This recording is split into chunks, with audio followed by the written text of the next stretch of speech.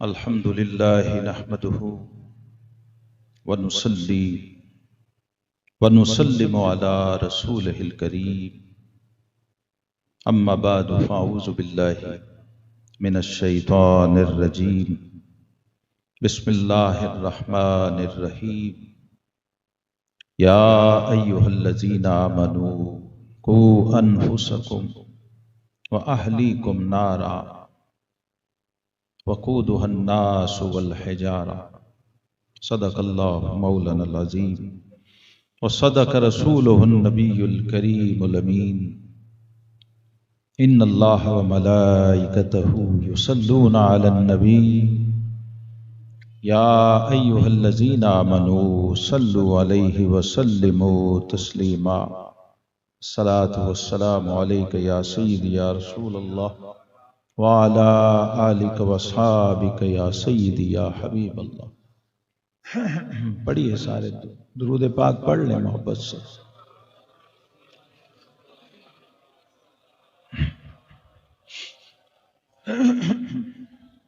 الصلاۃ والسلام علیک یا سیدی یا رسول اللہ وعلى آلك وصحابك یا سیدی یا حبیب اللہ۔ معزز محترم حاضرین، علماء کرام، اللہ رب العالمین کا ہم بندوں پر یہ احسان ہے کہ اس نے ہمیں بنا کے دنیا میں صرف چھوڑ نہیں دیا بلکہ جینے کا کرینہ اور سلیقہ بھی عطا فرمایا،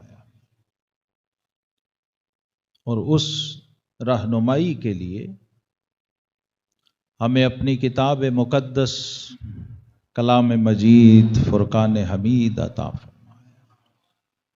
یہ ماہ رمضان، اس کا سب سے بڑا تعارف جو ابھی بھی ہم پہ قرض ہے وہ ہے شہر رمضان الذی انزل فیہ القرآن،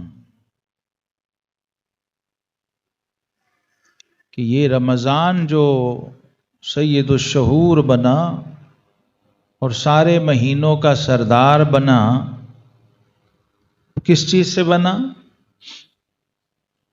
فرمائے اس لیے کہ ہم نے قرآن کو اس مہینے میں نازل فرمایا۔ یعنی رمضان کا شرف اور فضیلت اور عزت کیا ہے کہ اس کو قرآن سے نسبت ہے۔ یہ سارے مہینوں کا سردار بن گیا، اور لیلۃ القدر جو عزت و عظمت والی رات ہے، اس کا شرف اور اعزاز وہ بھی قرآن نے یہی بیان کیا، انا انزلناہ فی لیلۃ القدر۔ ہم نے اس قرآن کو شب قدر میں نازل کیا۔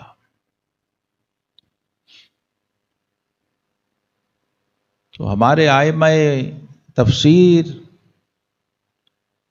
اور علماء دین وہ فرماتے ہیں کہ جب قرآن سے جڑ جائے مہینہ تو وہ رمضان بن جائے، اور قرآن سے رات جڑ جائے تو وہ لیلۃ القدر بن جائے۔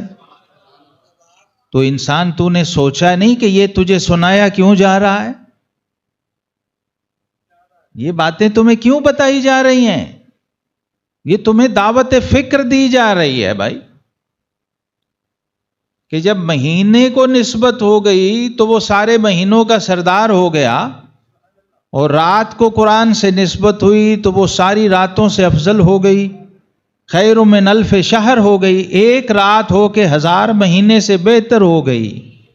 تو تو بھی اگر ایک انسان ہو کے اس کلام مجید اور فرقان حمید سے جڑ جائے تو بھی 1000 انسانوں سے بہتر ہو سا۔ یہ مہینہ آتا ہے ہمیں یہ بات سمجھانے، یہ یاد دلانے کہ بندے تو نے قرآن سے جڑنا ہے۔ ایک ہے قرآن پڑھنا، سننا، ایک ہے قرآن سے جڑنا، اس میں فرق ہے۔ تعلق بالقرآن کے بغیر اگر آپ قرآن پڑھ رہے ہیں اور قرآن سن رہے ہیں تو آپ کو فی حرف 10 نیکیاں تو مل سکتی، لیکن جو مقصد نزول قرآن ہے اس تک آپ کی رسائی نہیں ہو سکتی، اور یہیں اس وقت امت پھنس گئی ہے۔ اس مسئلے میں آ کے ہم یہاں پھنس گئے کہ ہم نے قرآن پاک سے اپنا تعلق نہیں بنایا۔ قرآن پاک سے تعلق کی ایک مثال میں آپ کو سادہ سی عرض کر دیتا ہوں، جو لاجیکل بھی ہے، ویزیبل بھی ہے، اور خود صاحب قرآن امام الانبیاء صلی اللہ علیہ وسلم کا ارشاد گرامی ہے۔ فرمایا القرآن حبل اللہ الممدود من السماء، اے لوگو یہ قرآن جو ہے یہ زمین پر اللہ کی لٹکتی ہوئی رسی ہے، تو اس کو مضبوطی سے تھام لو۔ یوں سمجھ لیں کہ رب نے بندے کی طرف اپنی کمند پھینکی ہے، رسی پھینکی ہے، اب بندے کو کیا کرنا ہے؟ بولیے، اور نہ تھامے تو آپ کے والد صاحب آپ کی طرف رسی پھینکیں کہ میں پھینکتا ہوں تو پکڑ لیں، اور آپ نہ پکڑیں۔ آپ کے استاد صاحب پھینکیں، امام صاحب پھینکیں، پیر صاحب پھینکیں، اور آپ نہ پکڑیں، تو رزلٹ کیا ہے؟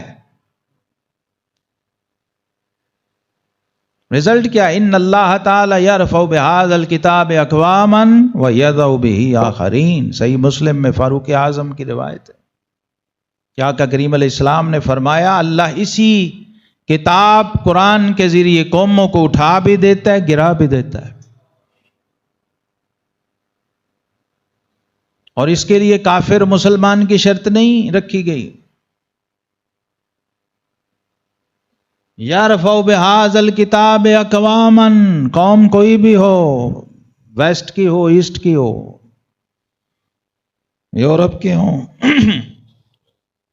کوئی بھی قوم ہو، کوئی بھی جماعت ہو، کوئی بھی گروہ ہو، اگر اس کتاب سے جڑ جائے تو اللہ اس کو رفتیں، عظمتیں عطا کر دیتا ہوں،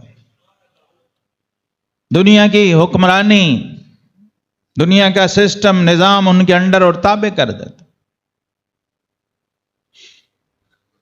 اور اسی کے ذریعے گرا دیتا ہے جب وہ چھوڑ دیتے ہیں۔ آپ سوچیے احکم الحاکمین رب العالمین غنی عن العالمین، وہ آپ کو موقع دے براہ راست اور اپنی رسی آپ کی طرف پھینکے، اور آپ کہیں کہ میں تے قرآن میں نہیں پڑھا جی، اور آپ آرام سے جی بھی رہے ہوں، آپ زندہ ہوں، سانس لے رہے ہوں، روز کھانا کھاتے ہوں، اور آپ کو نیند بھی آ جاتی ہو، تو اس کا مطلب یہ ہے کہ آپ کا قرآن سے کوئی تعلق نہیں ہے۔ اس لیے ہمارے بزرگوں نے کہا تھا وہ معزز تھے زمانے میں مسلمان ہو کر، اور ہم خوار ہوئے تارک قرآن ہو کر۔ جو بندہ قرآن پڑھ نہیں سکتا صحیح، اس کے لیے جائز نہیں ہے کہ وہ گھر سے کسی کام جائے، وہ صرف مسجد میں، مدرسے میں جائے اور قرآن پڑھے، اگر وہ مسلمان ہے۔ اور جو شخص پڑھنے کے بعد اس کو سمجھ نہیں سکتا، اس کے لیے بھی جائز نہیں ہے کہ وہ کوئی اور کام کرے جب تک کہ اس کو سمجھ نہ لے، اس لیے کہ اس کے دنیا میں آنے کا مقصد ہی یہ تھا، اور دنیا سے عزت کے ساتھ جا ہی تب سکتا ہے جب وہ یہ کام جو مالک نے بھیجا تھا وہ کر کے جائے۔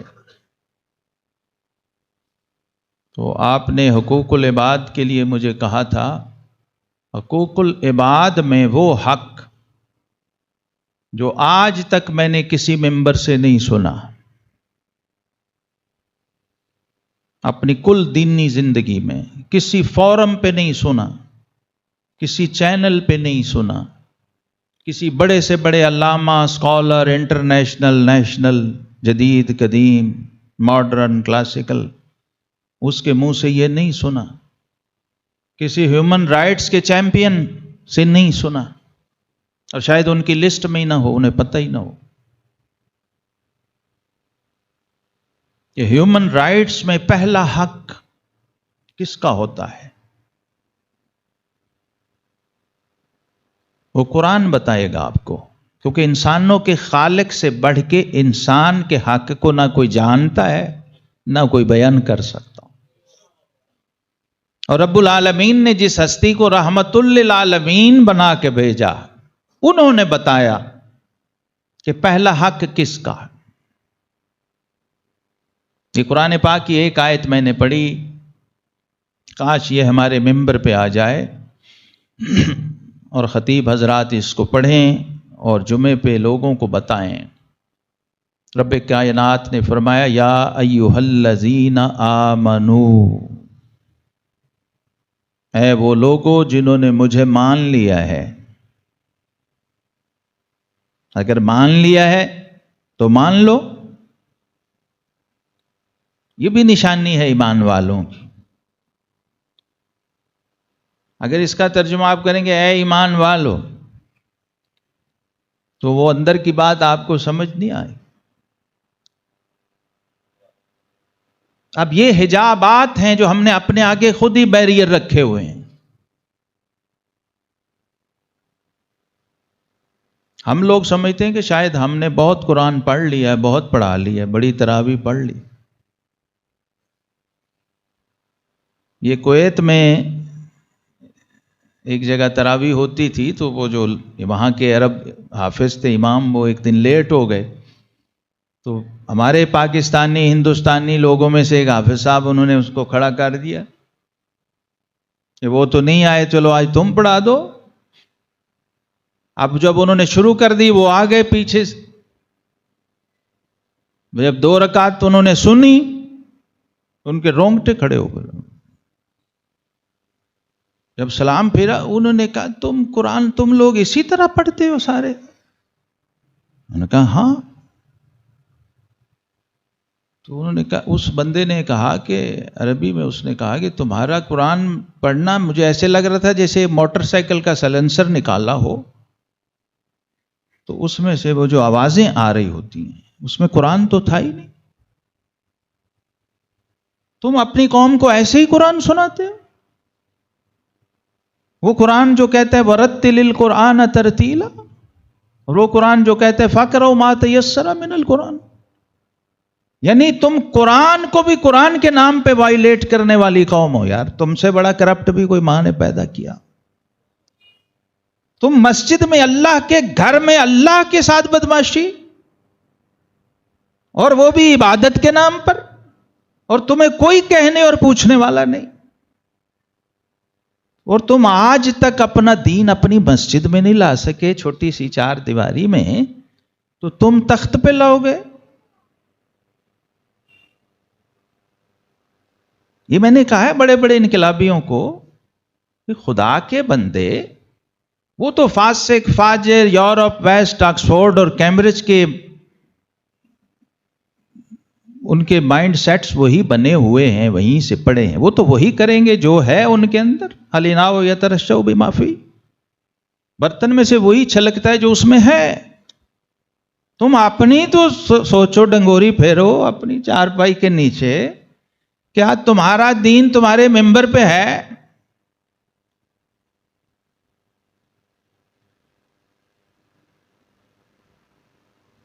کب قرآن کی کوئی ایک آیت جو تم نے پریکٹس کی ہے کہ آج سے یہ قرآن کی آیت یہاں نافذ ہے، ہم سب اس کے پابند ہیں، کسی ڈنڈے سوٹے کی ضرورت نہیں، کسی تبلیغ کی ضرورت۔ جس کا قرآن پہ ایمان ہے وہ کہے کہ آج یہ آیت ہم نے نافذ کر دی اپنی مسجد میں۔ آج آپ یہ کر لیں، کل آپ کے پاکستان میں تخت پہ دین آئے گا۔ لیکن جو قوم ابھی اسی پہ پھنسی ہوئی ہے، اقبال نے کہا کہ بایاتش ترا کار جزی نیست کہ از یاسین او آساں بمیری، کہ ابھی تک تو قرآن میں کی آیتوں کے ساتھ اپنے تعلق کے حوالے سے اس سے آگے نہیں گیا کہ اس کی یاسین کو پڑھ کے، سورہ یاسین کی تلاوت کر کے آسانی سے روح پرواز کر جائے۔ یاسین ہے وہ آسان بھی میری، یعنی وہ کتاب جو رب نے مردے زندہ کرنے کے لیے اتاری تھی تو نے زندوں کو مارنے کے لیے استعمال کرنا شروع. ہاں کتاب زندہ قرآن حکیم، حکمت اولا یزالستو قدیم. یعنی پڑھنا پڑھانا تو دور کی بات ہے، ابھی قرآن کا ہمیں تعارف بھی نہیں ہے. یہ قرآن ہے کیا؟ یہ کام کرنے کا ہے اس وقت. اپنے علماء سے کہیے کہ حضرت ہمیں قرآن کا تعارف تو کرائیں، قرآن ہے کیا؟ قرآن خود اپنا تعارف کیا کرواتا ہے؟ کسی نے کیا کروانا ہے؟ 55 نام قرآن پاک میں قرآن کے ہیں. کتنے؟ چلو اس میں سے 5 ہی یاد کر لو. تعارف یہیں سے شروع ہوتا ہے نا. ایک بندے کا آپ کو نام بھی نہ آتا ہو تو آپ کہیں جی وہ میرا بڑا دوست ہے، میرا بڑا پیارا ہے، میرا بڑا قریبی ہے، میرا بڑا اس کے ساتھ. کوئی مان لے گا؟ پوچھے اس کا نام کیا ہے، کوئی پتہ نہیں نام. اس کے والد کا نام وہ بھی نہیں مجھے پتا. تو اس طرح کی جہالت اور جاہلیت میں ہم مبتلا ہیں. اور اسی طرح کی پھر ہماری عبادات ہیں، کیونکہ جڑ جیسی ہوگی ویسی شاخ ہوگی. یہ جو بچپن سے ہم سن رہے ہیں نماز میں خیال آتے ہیں، وسوسے آتے ہیں، دل نہیں لگتا، نماز پڑھنے کو دل نہیں کرتا، مسجد بھائی وہ کیسے کرے گا یار؟ وہ کر ہی نہیں سکتا. اور نہیں کرنا چاہیے، کرے تو حیرت کی بات ہے. ایسی صورت میں کسی گھر والے سے آپ کا تعلق ہی نہیں ہے تو اس کے گھر جانے کو آپ کا جی چاہے گا؟ گھر کے مالک سے آپ کا کوئی دور کا واسطہ نہیں تو آپ کا کب اس کے گھر جانے کو؟ یہ مفتی صاحب نے میرے ساتھ رابطہ کیا تو میں یہاں آیا ہوں نا ان کے پاس. تو صاحب البیت جو ہے اس کے ساتھ پہلی بات ہو. دوسرا ہوتا ہے شرف المکان بالمکین. یہ گھر کا مسجد کا جو بھی شرف و عظمت ہے وہ کیوں ہے؟ کیونکہ اس کو ہمارے رب سے نسبت ہے، ہمارے معبود سے نسبت.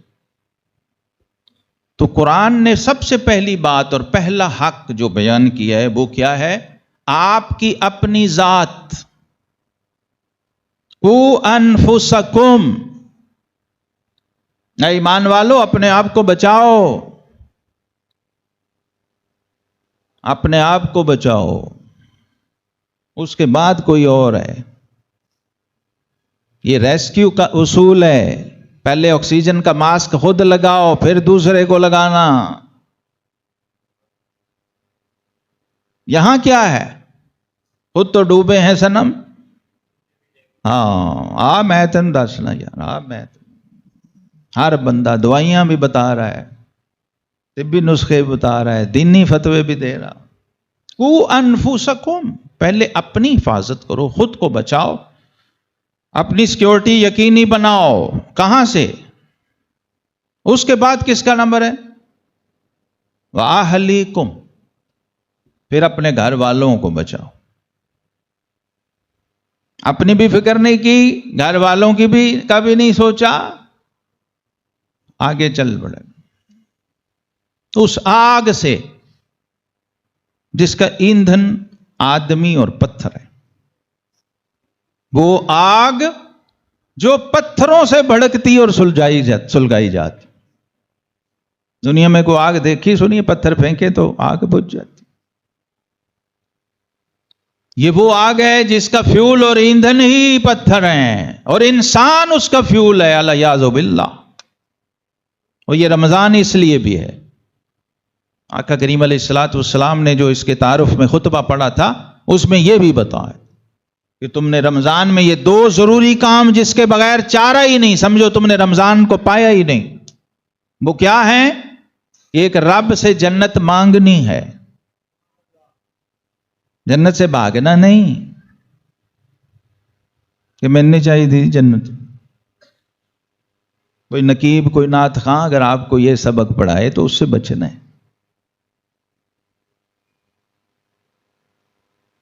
کیونکہ مدینے والے آقا کریم علیہ السلام نے اپنے صحابہ کو یہ تعلیم دی ہے کہ جو صبح فجر میں اور شام مغرب میں 7 بار رب سے کہے اللہم انی اسألک الجنہ، میرا امتی صاحب ایمان اگر رب سے یہ 7 بار کہے تو فرمایا اللہ اس پہ جنت کو واجب فرما دیتا. جنت میں یہ رمضان میں یہ بھی کرنا ہے اور یہ بھی کرنا ہے کہ اللہم انی اعوذ بک من نار واعوذ بک من عذاب النار. جہنم کی آگ سے پناہ بھی مانگنی. اب یہ مشق ہے زبان سے کرائی جا رہی ہے. پہلا سبق ہمارے دین کا یہ ہے کہ زبان کو عادت ڈالو سبحان اللہ کہنے کی. یہ عادت نہ ڈالو کہ جب یہ مولوی کہے گا تو کہہ دوں گا، جب یہ نقیب کہے گا تو کہہ دوں گا، جب یہ خطیب کہے گا تو کہہ دوں گا. یہ ذکر نہیں ہے. وہ جو آپ نے کسی کے کہنے پہ کہا ہے نا وہ ذکر نہیں ہے. نہ اس پہ جنت میں درخت لگنا ہے، بلکہ اس پہ تو مالک جنت فرمائے گا کہ جا اس سے مانگ جس کے لیے تو نے کہا تھا. جب مجھے سبحان مان کے کہے گا پھر میں تجھے جنت کا درخت دوں گا. تو آپ یہ میرا تجربہ و مشاہدہ ہے کہ ہم لوگ اس پہ ٹک چکے ہیں. مسجد میں بیٹھ کر بھی ہماری زبان سے از خود ذوقاً رب کا نام نہیں نکلتا. اس کا کیا مطلب ہے کہ ہم عبادت نہیں بلکہ عادت پوری کرتے ہیں. اور ہمارے صوفیہ کہتے ہیں عبادت اور عادت میں بس ایک نقطے کا فرق ہے. عادت میں نقطہ ڈال دیں تو عبادت، اور عبادت سے نقطہ نکال دیں تو آپ چیک کر لیں آپ کیا کر رہے ہیں. عادتاً نماز پڑھتے ہیں یا عبادتاً نماز پڑھتے ہیں؟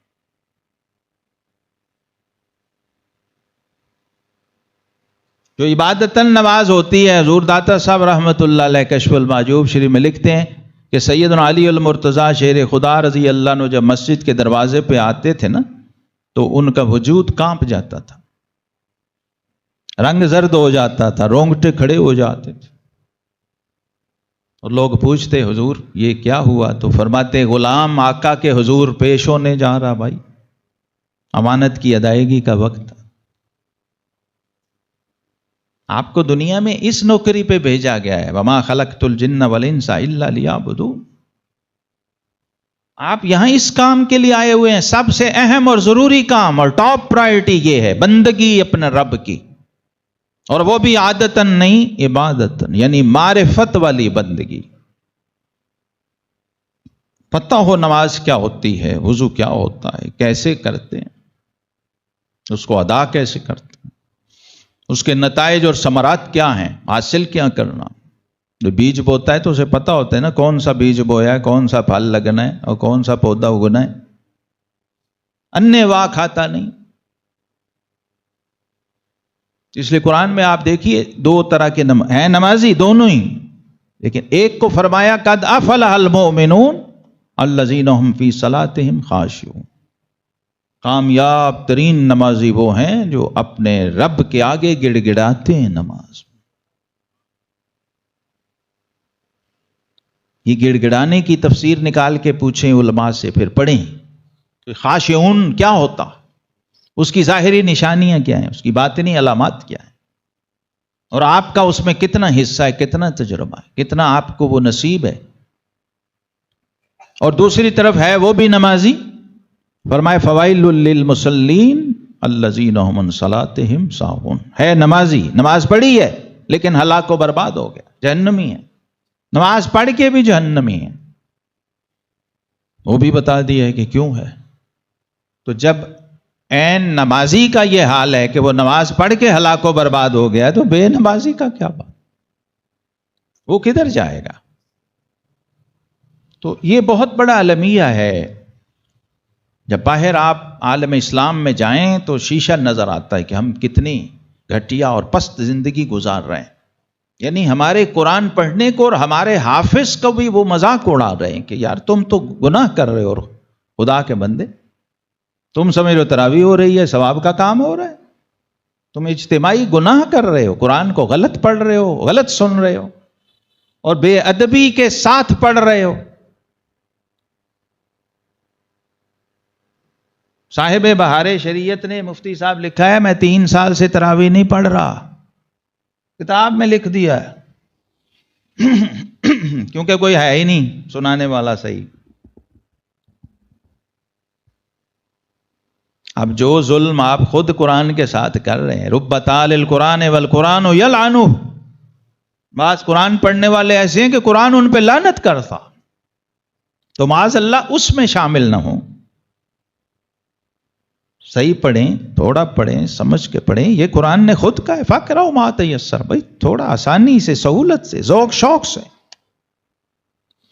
اور حدیث پاک میں کہ جب تم تھک جاتے ہو نا تو پھر اللہ بھی تھک جاتا ہے، یعنی اللہ کی توجہ تمہاری طرف سے ہٹ جاتی ہے. اللہ تو پاک ہے تھکنے سے.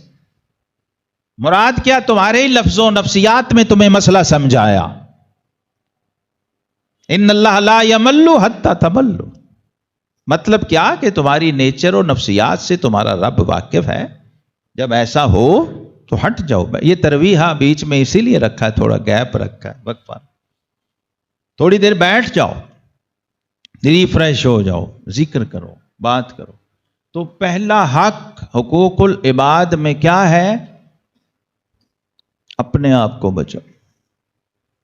وَلِنَفْسِكَ عَلَيْكَ حَقٌّ. جب آقا کریم علیہ الصلوۃ والسلام یہ حقوق العباد بیان کیے ہیں، یہ دو حق جو ہیں اس لمبی لسٹ میں، والدین کے حقوق ہیں، زوجین کے حقوق ہیں، ہمسایوں کے حقوق ہیں، انسانوں کے حقوق ہیں. اس میں دو ایسے ہیں جو بالکل جس سے ہم نے مجرمانہ غفلت برتی ہے. پہلا تو اپنا حق تھا، جو دین رحمت ہمیں خود ہماری ہی اہمیت سمجھا رہا ہو. سوچئے وہ کیسا بابرکت دین، اور ہم اس کی قدر نہ کریں.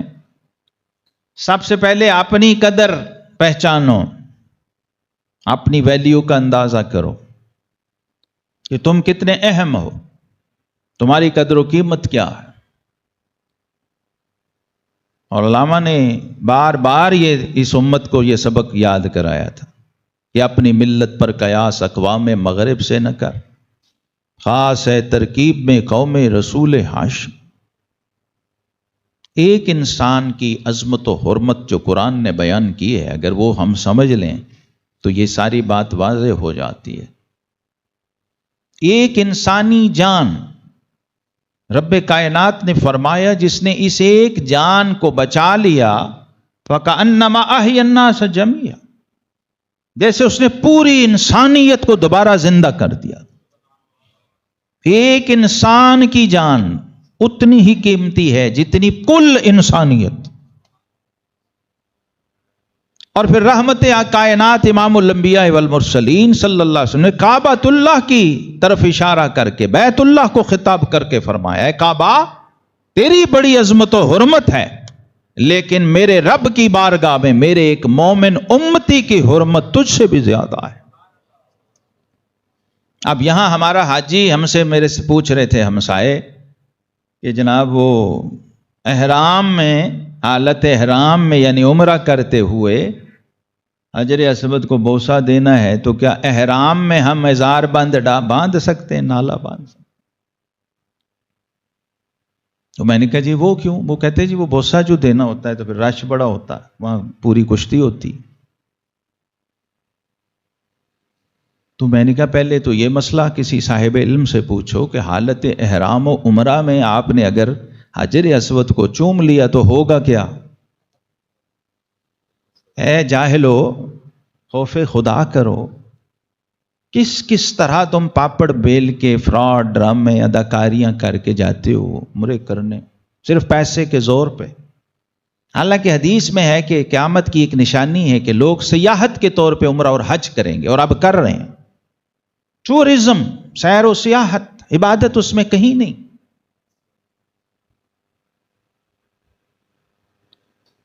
تو ایک تو یہ ظلم کر رہے ہو، وہ ہے ہی نہیں. دوسرا عین حرم کے اندر خود کو ایذا دینا وہ بھی حرام، اور عین حرم کے اندر کسی دوسرے مسلمان کو جو حالت حرام میں کعبے کا طواف کر رہا اس کو ایذا پہنچانا 1,00,000 گنا حرام.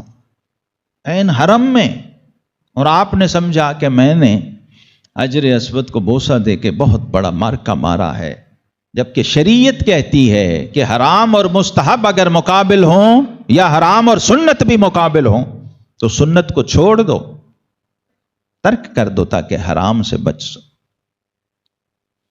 یہ ہمارا لیول ہے، عین کعبہ میں، عین مکہ میں، عین حج عمرہ میں، یہ مینٹل اپروچ ہے۔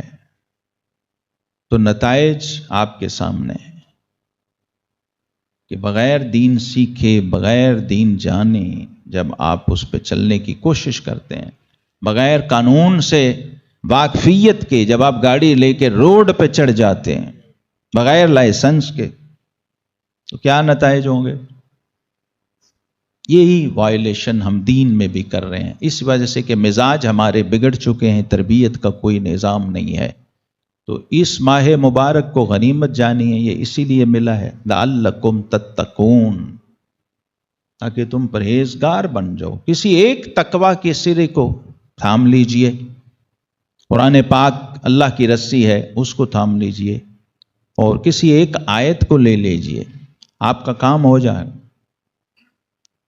قرآن تو بڑا عظیم الشان نظام ہے، اس کی کسی ایک آیت کو بھی لے لیں تو وہ آپ کو منزل مقصود تک پہنچا دے گی۔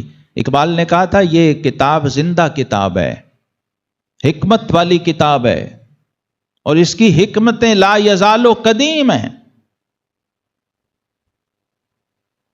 یہ نہ ختم ہونے والی برکات اس کے اندر ہیں، لیکن شرط یہ ہے کہ تم اس کے ساتھ جڑ جاؤ، تعلق بالقرآن بناؤ۔